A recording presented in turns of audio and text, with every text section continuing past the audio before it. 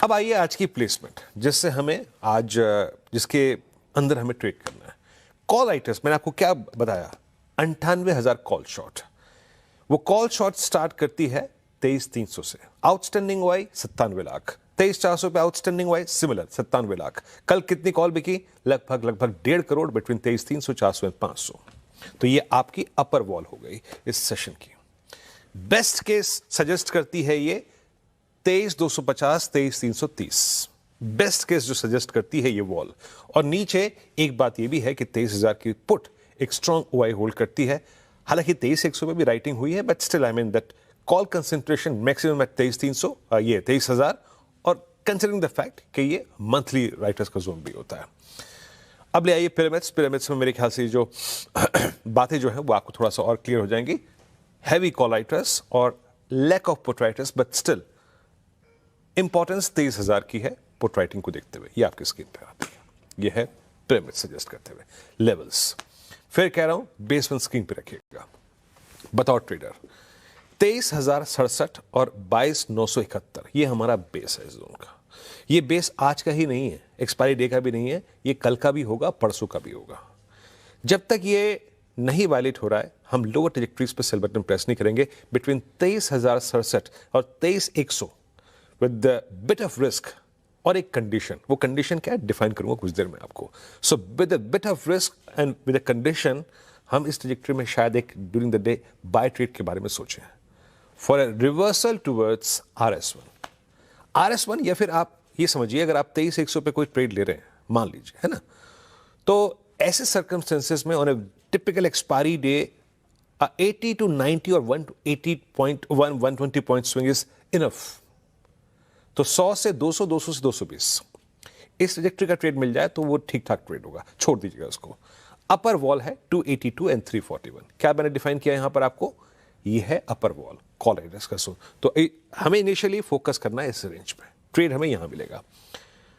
अब blast out of this range, मैंने अभी एक कंडीशन का जिक्र किया कि 23,100 के आसपास हम एक ट्रेड ले सकते हैं। अब ब्लास्ट आउट ऑफ रेंज वो सेकंड सर्कमस्टेंसेस में होगा। वो भी क्या होगा समझाऊंगा आपको। तो केस 1 एंड केस 2, 341 अगर निकलता है और हम शुक्रवार के आखिरी के 1 घंटे के स्विंग हाई को बाइसेक्ट करते हैं, then a swing towards 417, 489 and 537 is possible. But एक किरदार, वो सेकंड केस क्या होगा समझाऊंगा आपको। और फिर एक बार बेस वन लेके आइएगा स्क्रीन पे। Violation of base one any day, I mean today, tomorrow और डे आफ्टर टुमारो, ये हमारे लिए काफी पेनफुल होगा आशीष। और इन दैट केस हमारी जो नई ट्रेजेक्टरी टेक्निकल चार्ट्स पे ऑप्शंस के मुताबिक खुल जाएगी, वो है 841 और 771 की। आशीष परफेक्ट है। ये है हमारा निफ्टी 50 का आज एक्सपायरी डे का अप्रोच और क्रिटिकल लेवल्स आपकी स्क्रीन पर। निफ्टी बैंक एक शेड बेहतर है। कल सुबह भी चर्चा हो रही थी, कल देखा भी था हमने कि बेहतर क्लोजिंग मिली इस पॉकेट को। और ध्यान रखिएगा, कल सुबह और आज के बीच में बदला क्या है, इकोनॉमी को लेकर कुछ और पॉजिटिव रब ऑफ्स, जैसे कि कच्चा तेल जो मेंशन हो रहा था कल 98 तक छुआ था एक समय, आज 94 पे बैठा हुआ है। सीधा सीधा इकोनॉमी के लिए और बैंक्स के लिए अच्छी खबर। आरबीआई ने वो जो फ्राइडे को तमाम बड़े बड़े अनाउंसमेंट्स कर रहे थे, उस पर वो क्लैरिफिकेशन, वो अपडेट शेयर कर रखे हैं। तो अब वो आपके जहन में जो इफ्स एंड बट्स के साथ अपडेट्स थे कि एफसीएनआर अगर फंड रेजिंग हो रही हो, ईसीबी के जरिए फंड रेजिंग की जो तैयारी हो रही है, कैसे वर्क होगा, एफसीएनआर डिपॉजिट जो मोबिलाइज हो रहे होंगे, बॉन्ड्स के थ्रू जो पैसा उठा रहे होंगे, उससे पे सब क्लैरिटी आती हुई नजर आई है। वो क्लैरिटी अच्छे फ्लोज अट्रैक्ट करेंगी और शायद रुपी पॉजिटिव भी होंगी। तो समीकरण इस पॉकेट के लिए स्टैकअप तो बेहतर हो रहे हैं। ऐसे में वीरू, बैंक्स का अप्रोच क्या होगा, क्या क्रिटिकल लेवल्स होंगे, और क्या ये वाकई एक शेड बेहतर अभी भी नजर पड़ता है वीज़ावी निफ्टी 50? ऐसा मानूं या नहीं मानूं? देखिए आशीष, 1 शेड बेटर है अपनी प्राइस परफॉर्मेंस के मद्देनजर। ओके। कल भी हमने बात की थी कि 54,53,800 ये वो ट्रेजेक्टरी है, जब तक वायलेट नहीं होगी मैं इस पे एक शॉर्ट कॉल नहीं लूंगा। जब तक 53,700-500 अगर आप देखिए वायलेट नहीं हो रहा है, ये शॉर्ट कॉल नहीं होगा। 54,53,800 पे ये बाय का कंटेंडर होगा। इसने अपनी बहुत ही एक लिमिटेड ट्रेजेक्टरी के बीच में आशीष एक बहुत खूबसूरत ट्रेड दिया।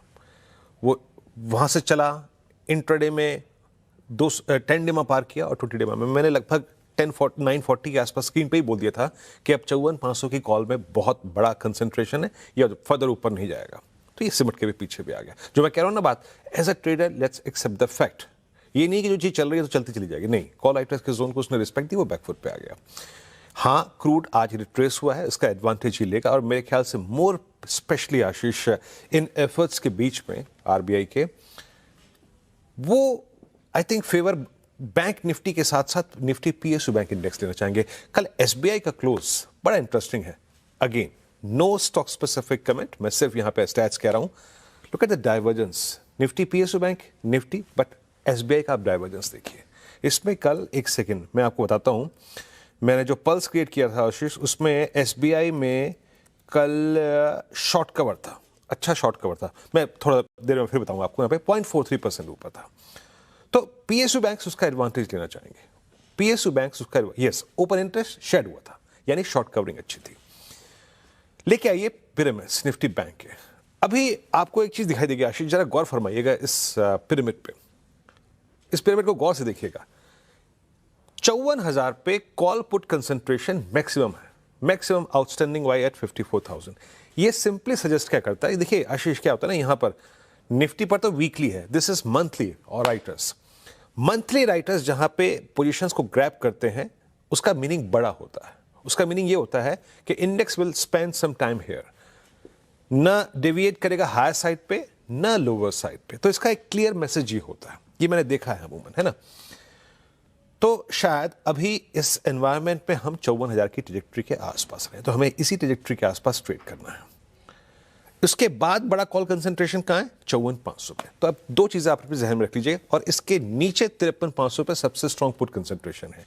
यानी हमें तब तक शॉर्ट के बारे में नहीं सोचना है जब तक कि 53,500 ना टूटे। क्योंकि क्या, एक बार फिर लेके आइए पिरामिड्स फिर लेके आइए। टेक्निकल्स में टर्म्स होती है विप्सॉस, है ना, गलत डायरेक्शन में फंस जाना। अब आपको लगेगा जनाब 54,000 के आप नीचे बहुत गए, चलिए शॉर्ट के बारे में सोचते नहीं, लेकिन 53,500 पे आपके ट्रैप होने के चांसेस है। इसलिए मैं बार बार आपको यहां पे आगाह कर रहा हूं। लाइए अब लेवल्स। सिंस क्रूड आज हमारे लिए एक एडवांटेज है, निफ्टी बैंक पर एक्सपायरी के कंपल्शन नहीं है। जो मैंने कहा ना, case 1 and case 2, if you are picking a buy trade for Nifty at 25,100, उसकी पहली चीज ये होनी चाहिए कि बैंक निफ्टी को इस बेस 1 को होल्ड करना है। अगर बेस 1 होल्ड कर रहा है तो शायद बैंक निफ्टी एक अच्छा बाय ट्रेड आपको दे। और वो बेस 1 क्या है, 54,000 के पुट राइटर्स का जोन। वो बेस 1 क्या है, 53,800 के पुट राइटर्स का बेस जोन। यहां पर मिल सकता है, और थोड़ा सा ऊपर ले जाके RS1 के आसपास आप उस ट्रेड को चेक करेंगे। और वो RS1 क्या है, that's first call writer zone, and more or less that's a 20-day exponential average.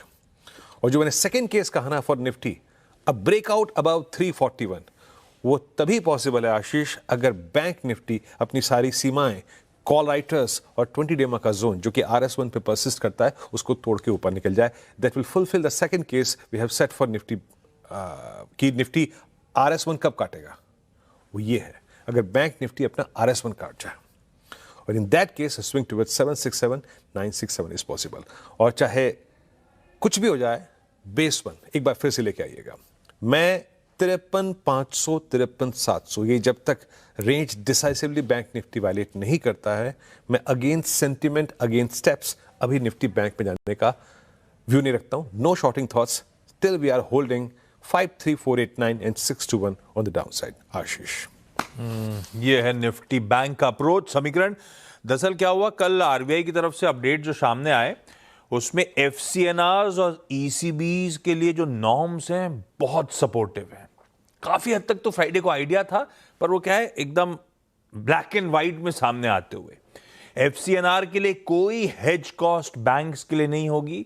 हम इस फ्राइडे के अनाउंसमेंट्स को बहुत 2013 से कंपेयर कर रहे हैं, तब भी ऐसे ही हुआ था, फ्लड गेट्स खोलने की कोशिश हुई थी। 2013 में हेज कॉस्ट थी 3.5% की, इस बार 0 हेज कॉस्ट रखी है। सीआरआर और एसएलआर के रिक्वायरमेंट से एग्जेम्प्ट होंगे। ये काफी हद तक फ्राइडे को क्लैरिटी थी, लेकिन अब अपडेट सामने आ गया, यानी कि बैंक्स इसमें बढ़िया कमाई कर पाएंगे जो पैसा मोबिलाइज कर रहे होंगे।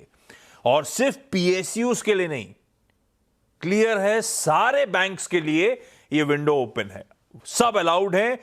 Overseas foreign currency borrowings mobilise करने के लिए। और इन सब अपडेट्स के बाद अब एक्सपर्ट्स के आकलन जो आ रहे हैं किस तरह के डॉलर इनफ्लोज आ सकते हैं, वो तो पहले के एस्टिमेट से या फ्राइडे तक जो चर्चा हो रही थी उससे कहीं ज्यादा है। मेरे ख्याल से आज ब्रोकरेज रिपोर्ट्स भी आई हुई हैं इस पर, थोड़ी देर बाद जब श्रेया जुड़ेंगी तो उस पर और डिटेल में चर्चा कर लेंगे। लेकिन आज इसीलिए बैंक थोड़ा सा आप रडार पे रखिएगा। देखते हैं, पहले तो सबसे इंपॉर्टेंट तो करेंसी मार्केट्स कैसे बिहेव करते हैं, कल की वीकनेस के बाद रुपया कैसे कामकाज करता है। खैर, ये हो गया निफ्टी 50 और निफ्टी बैंक का डिटेल्ड अप्रोच। वैसे इस हफ्ते